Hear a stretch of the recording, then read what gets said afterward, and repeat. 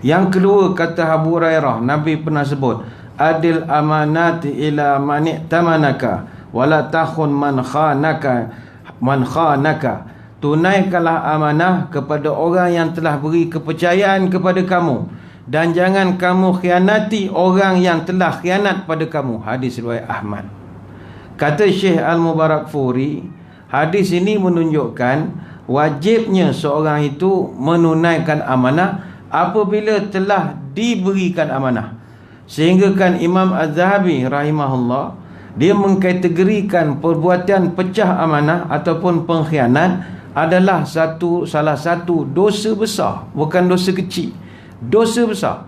Pecah amanah, khianat kepada amanah, dosa besar. Itu yang kedua.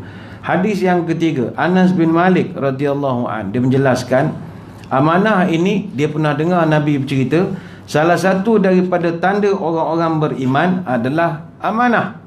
Ma khatabana nabiyullah illa qala la imana liman la amanatalah wala dina liman la ahdalah. Hadis riwayat Imam Ahmad. Kata Anas, Nabi pernah berkhutbah kepada kami. Dalam khutbah itu Nabi berpesan, tidak dianggap beriman orang yang tidak beramanah, dan tidak ada agama bagi orang yang tidak berpegang pada janji. Hadis riwayat Imam Ahmad. Kata Syekh Mansur bin Hasan Al-Salman, yang dimaksudkan dengan la imana itu maknanya nafyu kamal. Nafyul kamal ini meniadakan kesempurnaan iman. Bahasa mudah, mana-mana orang walaupun dia kaki surau, kaki masjid, tapi kalau dia tidak amanah, automatik imannya tidak sempurna. Automatik imannya tak sempurna. Walaupun dia ahli jawatankuasa masjid, walaupun dia ulama, kalau dia pecah amanah, mengkhianati amanah, imannya tidak sempurna. Sebab itu, sekali lagi, hilangnya amanah merupakan sebahagian daripada tanda-tanda kiamat. Semakin banyak orang pecah amanah, semakin mengiyakan bahawa amanah itu, kiamat itu sudah semakin dekat.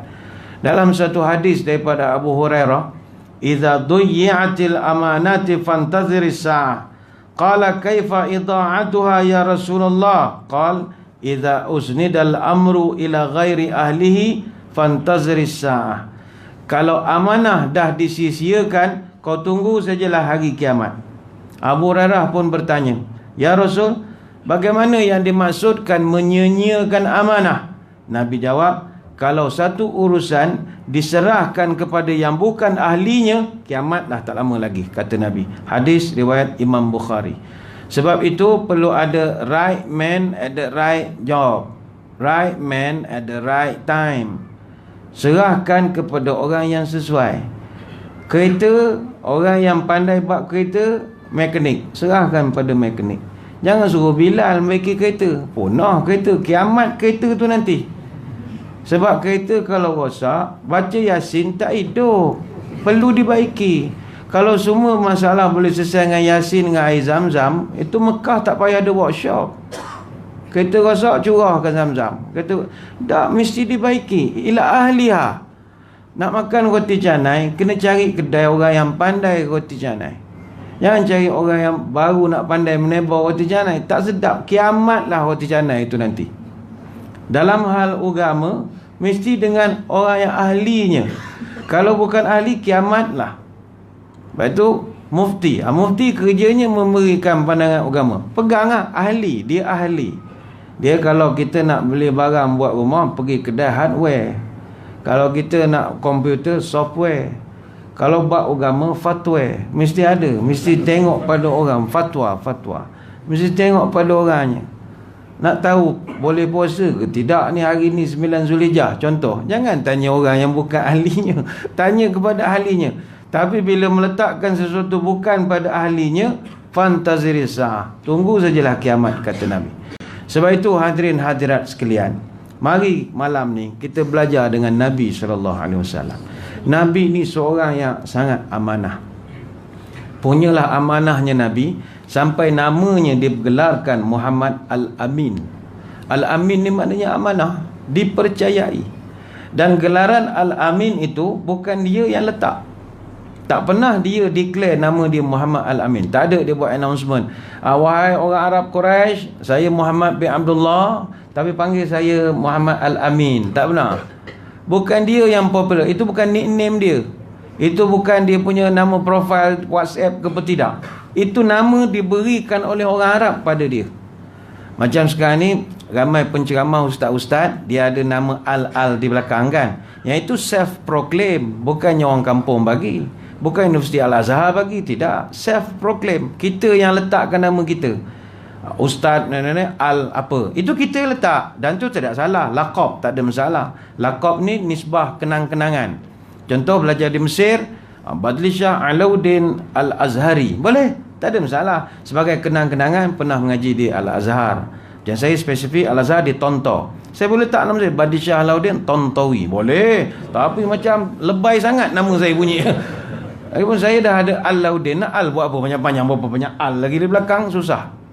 Tapi saya tengok kalau penceramah ada Al-Al ni, orang hormat dia lain macam saya tengok. Kalau tak ada Al ni jauh duduk sayup-sayup orang. Tapi kalau ada Al sampai tepi-tepi lutut ni, saya tengok dalam video lah. Pegang gini, Allah ya Syekh, ya Syekh. Sebab nama ada Al. Kadang nak letak nama Al, kadang-kadang tu geram rasa. Tidak salah, tidak salah. Macam tuan-tuan orang Pulau Pinang, orang Kedah, orang Johor, letak nama negeri belakang boleh. Macam ada Ustaz Zainal Sakiban Al-Jauhari. Zainal Sakiban ni penulis khat terkenal negeri Johor. Dia antara orang yang menulis khat untuk surat penyilaan kepada tuanku-tuanku sultan, raja-raja Melayu datang istiadat pertabalan, tulisan tangan dia. Antara yang menulis dia Ustaz Zainal Sakiban Al-Jauhari. Dia juga yang buat logo TV Al-Hijrah tu. Itu tangan dia, zup, dia lukis dalam kereta itu. Memang dia ulama khat Al-Jauhari. Tapi semua Al-Al tu sendiri letak lah, bukan orang bagi. Nabi kita bukan dia letak, saya Muhammad Al-Amin. Dah orang bagi dia. Kenapa orang bagi dia? Dia sangat dipercayai. Dia sangat amanah. Apa sebab? Nabi ni perangainya tak pernah bohong. Pernah dulu Quraisy mencadangkan supaya kita buat character assassination. Kita tukarkan nama Nabi ni daripada Muhammad Al-Amin, Muhammad yang dipercayai, kepada Muhammad Al-Kazzab, penipu, pengkhianat. Ketika cadangan ni diusulkan, siapakah yang paling kuat membantah? Abu Jahal. Saya tak setuju. Ini Muhammad daripada kecil sampai besar tak pernah menipu. Korang jangan pandai-pandai nak tukar nama dia. Bayangkan, orang Quraisy pertahankan nama Al-Amin dia. Mula-mula dulu orang Quraisy dia buat cadangan lah, macam mana kita nak sekat ajaran Muhammad ini. Makin popular dia sekarang ni, viewer banyak, follower ramai, like banyak, macam mana ni kita ni. Jadi kita kena berbuat sesuatu. Jadi dia orang cadangkan kita buat propaganda. Propaganda di sepadan Mekah, tiap-tiap tahun orang datang buat haji. Jadi kita buat flyers, brochure apa semua. Setiap rombongan masuk, kita bagi dia brochure. Dalam tu tulis, jangan jumpa laki-laki nama Muhammad.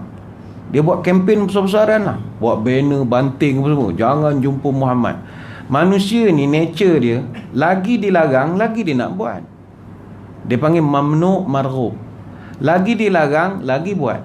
Sebab itu kalau kita corporate culture, kalau tuan-tuan nak suruh orang jangan buang sampah, jangan tulis perkataan jangan buang sampah. Lagi banyak sampah situ.